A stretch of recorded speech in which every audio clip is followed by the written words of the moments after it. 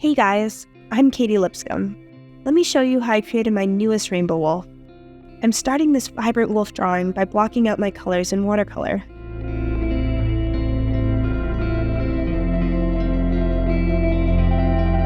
I've chosen a split-complementary scheme for the color palette. That means I'll be merging two complementary colors together, blue and orange, and purple and yellow. These two contrasting color schemes are going to make this wolf really pop and feel super dynamic. Now I'm refining the fur textures and background details using a soft colored pencil. I want this drawing to have a lot of detail while also having smooth fades.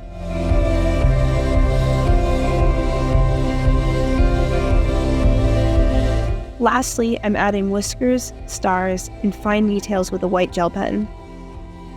I made this piece for my new fabric collection, which is available now. I can't wait to hear what you think of the final result.